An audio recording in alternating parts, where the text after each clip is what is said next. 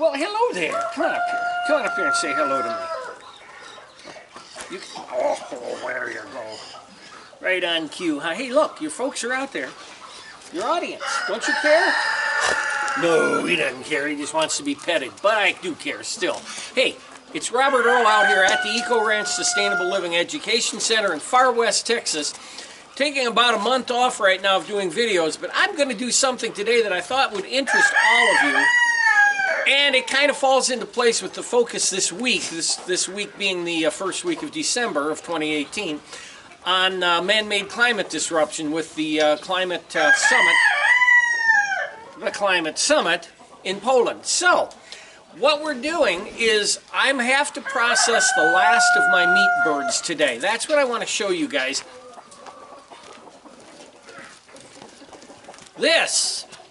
This is a 13-week-old Frankenbird. So when I say Frankenbird, it's a Cornish cross, a roaster, the kind of roasters you get from all the hatcheries, McMurray Hatchery, Stromberg, all those others. Country Hatchery, my favorite in Oklahoma. They don't sell these, but that's still my favorite hatchery. Now, this bird was hatched on August 30th. That's almost 13 weeks ago. I can barely hold this bird. He weighs, and I'm going to get a weight on them in a few minutes, but my guess is he weighs over 15 pounds. This is one heck of a bird.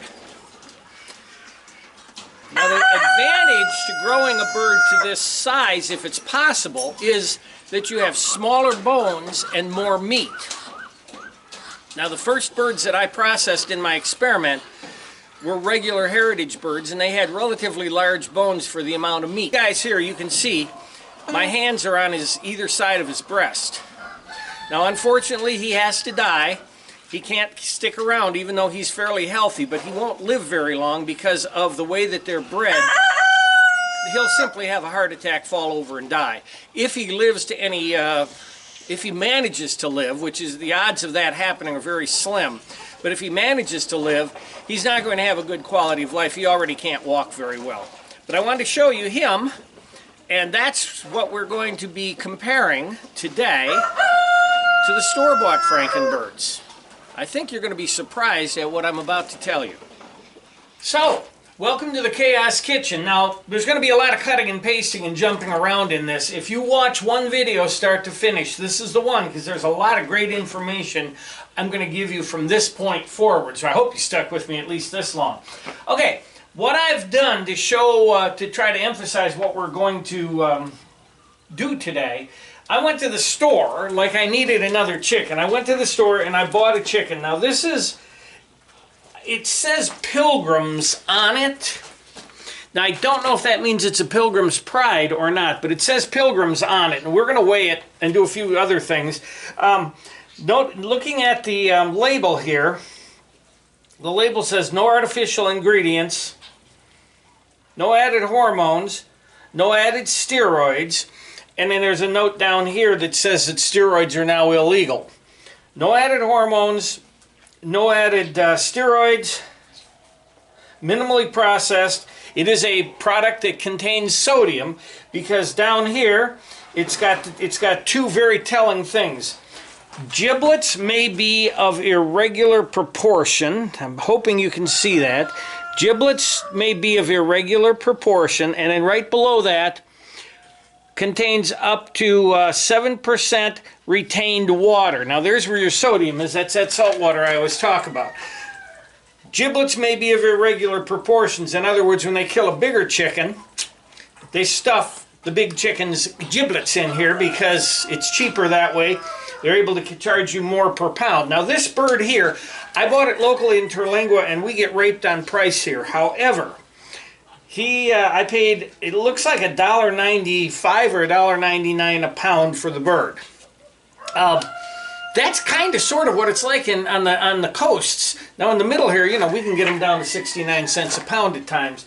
But what I want to do, I'm going to weigh the chicken. It's marked at 5.72.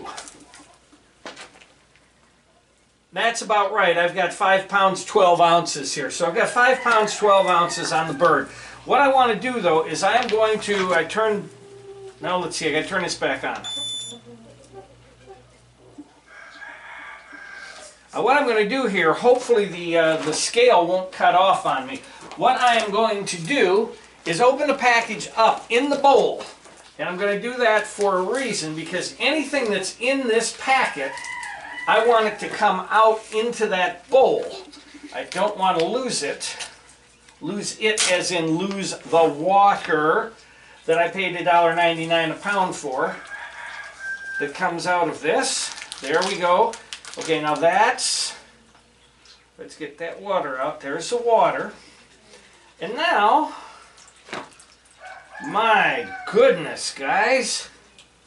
Let's squeeze it a little bit. There we go, there we go, there we go. A little bit more, a little bit more. 5 ounces of water right there. Now I'm still going to keep, I want everything that can drip out to drip out.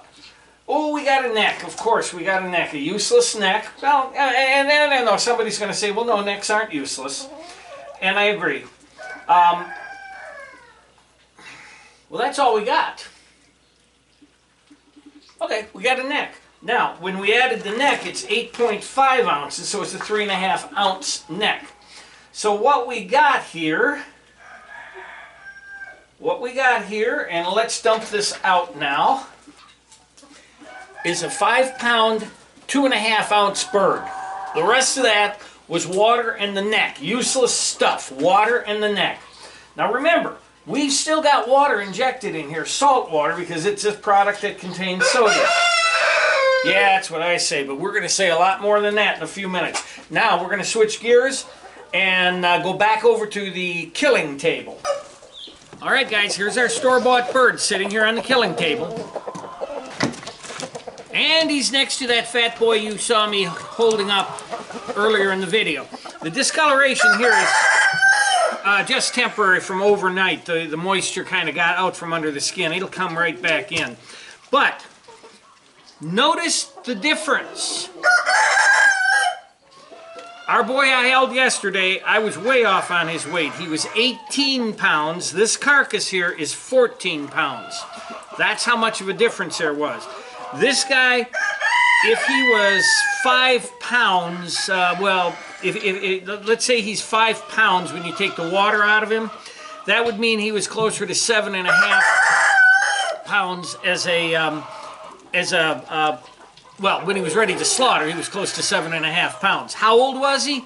Probably 5 weeks. Now, even though they put antibiotics in this bird, but no growth hormones or no steroids, even though they put antibiotics in this bird, the feed to weight gain ratio is still roughly 2.75 to 3 pounds of feed for every 1 pound of live weight gain.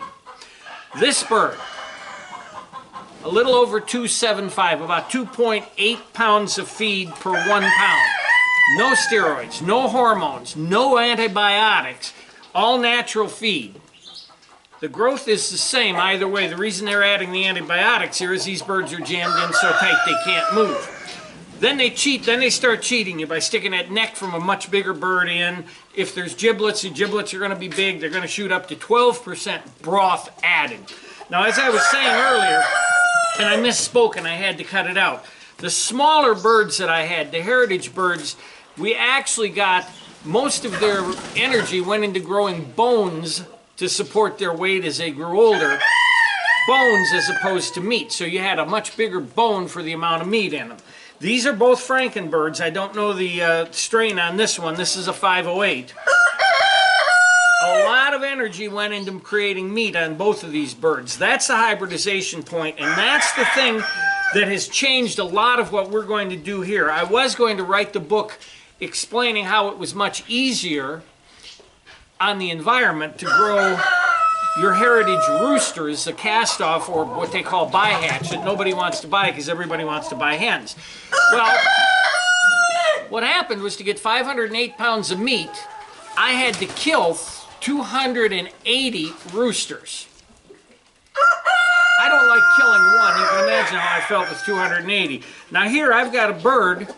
We don't know the amount of meat yet, but I'm going to guess I'm getting 10 pounds of meat, the way I figure meat, off of this bird. 508 pounds of birds, that would have been 51 birds as opposed to 280. So there was a huge difference. The time It's about the same. This is a 13-week-old bird. The other birds I had were 13 weeks. But that's not really what I wanted to show you. What I wanted to show you is what you get for your money. Now, as we get into the CSA Cooperative, these are the kinds of birds. This is a 13-week. Okay, guys, let's. What we're going to do here now is we're going to break the birds down so that we can get a weight on the meat, and we're going to break them down the way I break down a bird. So there's some things that I do differently. I've already thrown that neck away on this bird that I don't want. I also don't use these tips here. We're going to take the tips off. By the way, if anybody that's watching, this is also a good way to watch how to break down a bird, because we're going to break it down here live on camera. I didn't bring my rubber mallet because I didn't think I'd need it. And of course I do. Take these wing tips off. There we go. I'm going to give these birds just a little bit of a bath.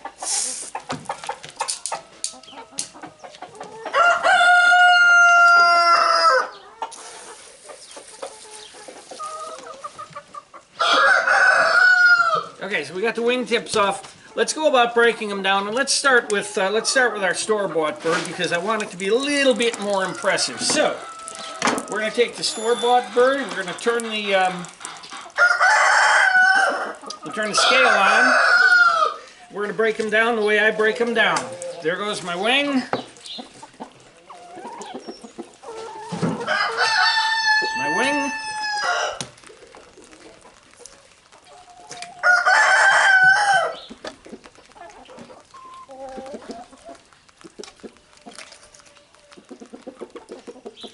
It's a leg-thigh combination.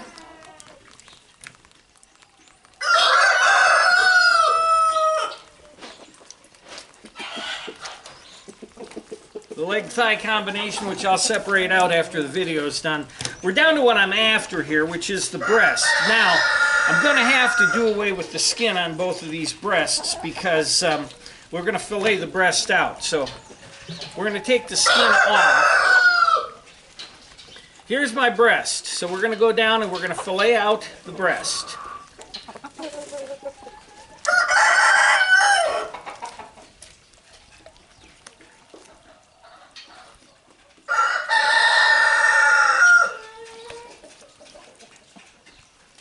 Got a piece of wishbone here, which I don't like to do, but there's my breast there. We still got the scale on. Yep.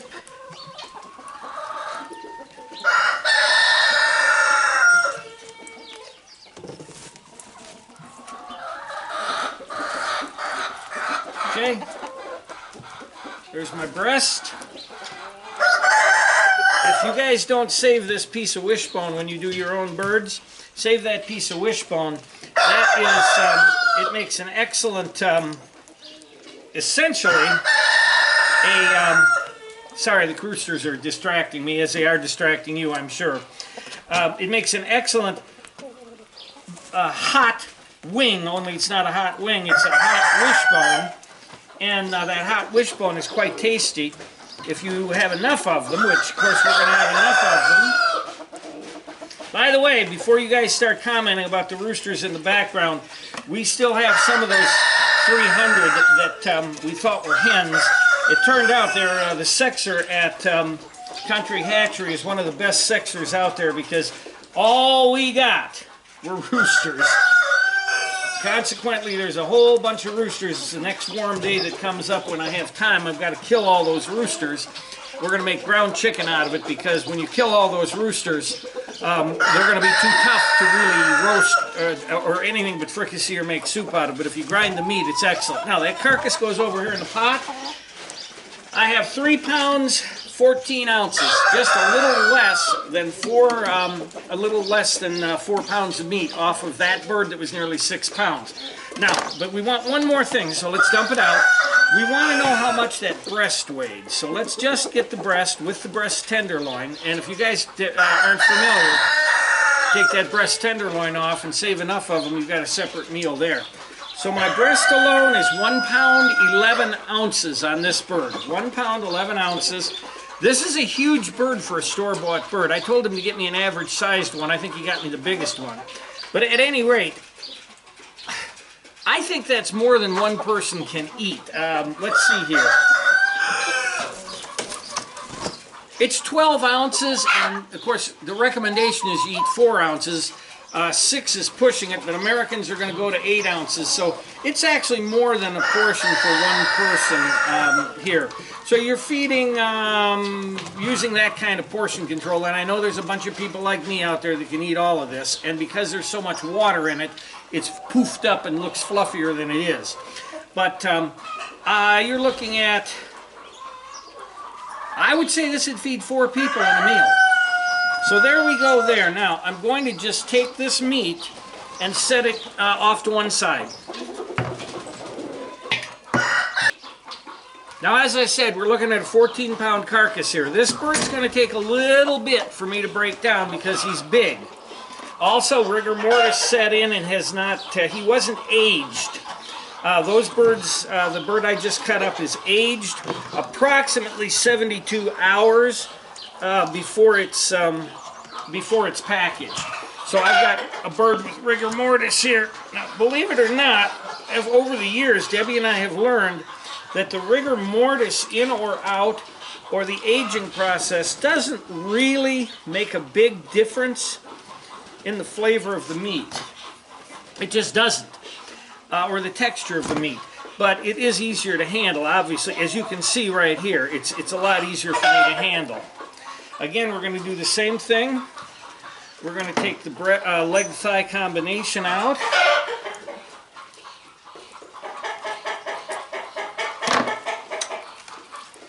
Now, one thing I was going to tell you, and as I do this, I'll say it as I cut the other leg off.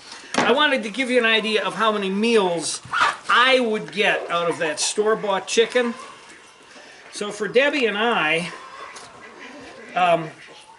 the breast tenderloin, because it was so big, that would have been one meal where we wouldn't have been real heavy on meat. So that's one meal there. The breasts themselves, we would have each, we get kind of piggish with the white meat, with the breast meat. We probably would have just, each of us, eaten 1/2 of that breast. But let's, the way I was talking about it, let's just say tenderloins, 1 meal, the breast, 2 meals for Debbie and I. The leg thigh, that's 3 meals for Debbie and I. We don't count the little pieces of meat I took off for the wishbone, so we're at 3 meals, did I say? Then the carcass itself with that old nasty neck, that's soup, that's a 4th meal. So that's 4 meals that bird that I paid just under $12 for. 4 meals for 12 bucks off of that bird. Now, let's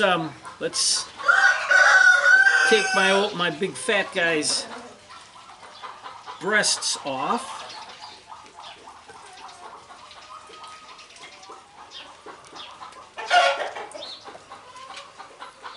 If you guys are watching me and you say, "Wow, he's filleting that bird pretty nice," you go back a ways, a couple months from this video. I do have a video where I break down a bird. People have told me it was a pretty decent video on how to break a bird down. So go back to that to learn. This isn't really a let's break down a bird video here. Okay, now that 1/2 of a breast, I just left more meat there than I ordinarily would. I have to get all this meat off that I would ordinarily have taken off. I made a miscut there, in other words. Okay, so that meat goes in here. Now, here goes the tenderloin off of this breast. There's the breast. Let's get the other half and see where we sit.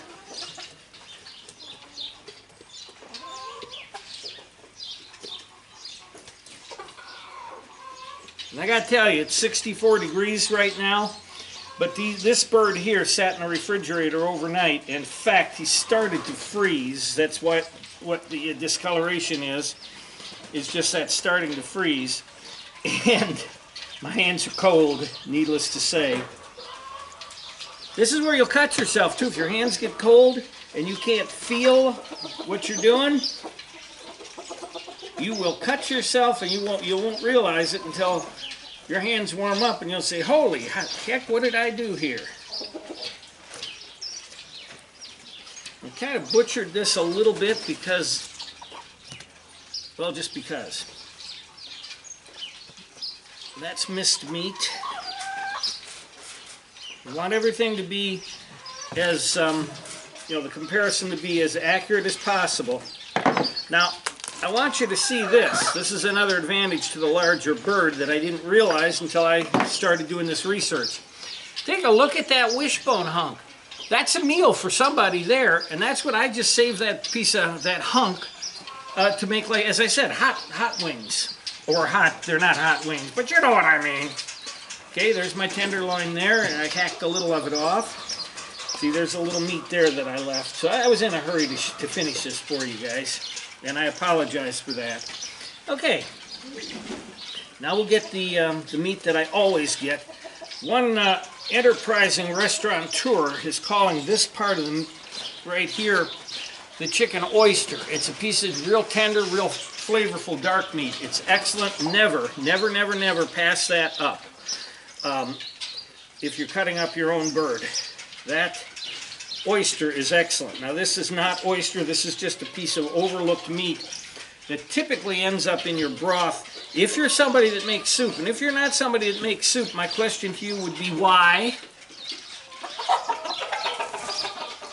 Soup is a great meal. It's a good way to utilize all the meat on the bird. There's that oyster again.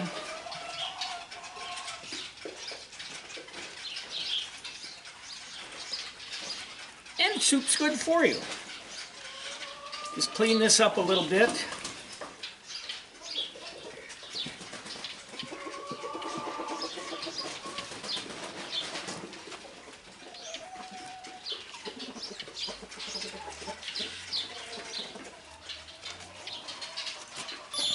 All right, guys, let's weigh this out.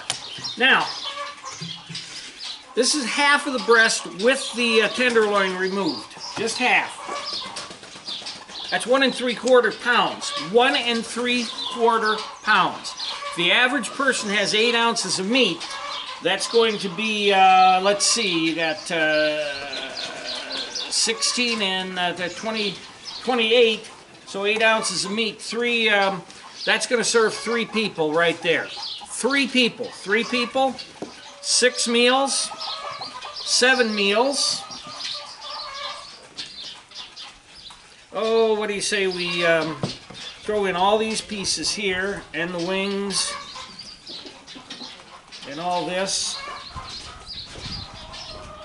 8 meals? 9, 10? 11, 12. 12 meals. If it'll balance, we'll get a weight. Just under 10 pounds, so we had 4 pounds of carcass there. 4 pounds of carcass, but look at this. Look at the meat that you're getting. There you go. You got that much meat there.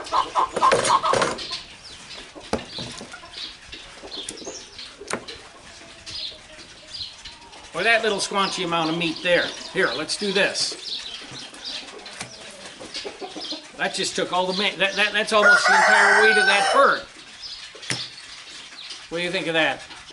Economically speaking, I can't justify raising the 300 birds like I did, the 300 roosters, for 12 weeks in tight quarters, and killing I killed 280 birds, which I don't like killing one, but 280 of them to get meat. And I'll tell you, most of the breast meat, the entire breast that I got off of those 280 birds, was smaller than this tender here. It was much better economically and for convenience to grow these birds here. The meat is dense. Believe me, you can look at this and say, you're comparing to eating one of these. You say, well, I can eat a lot of that. No, you can't. That meat is very, very dense. That's the beauty of it. And I hope that I've shown you the advantage to growing your own Cornish cross Frankenbirds from the proper hatcheries, using just the feed that the starter feed that we use, or your own mix, which is my own mix that I used here on these birds, supplementing with some insects, grasses if possible, if you're able to pasture the birds, but don't let them free range, or this meat right here will get very, very tough. Hope I've shown you that. That was what I wanted to show you. That was the part that I said was kind of shocking, because it sure surprised me that you could take a Frankenbird up to this size, still keep it at that under 3 pounds to 1 feed to weight gain ratio, and end up with good, tender, wonderful to eat meat. There you go. So with that, everybody, rambled a bit, but I hope I educated you some. I hope I showed you some of the differences. That thing looks like a turkey. Raise your own meat. It was not difficult to do, and I think I know you'll be pleased with knowing that you did it. With that, it is Robert Earl, Cascade the Wonder Dog, who's sleeping over here, and everybody here at the Eco Ranch Sustainable. Let's try that again. At the Eco Ranch Sustainable Living Education Center, saying in Far West Texas, saying see you later.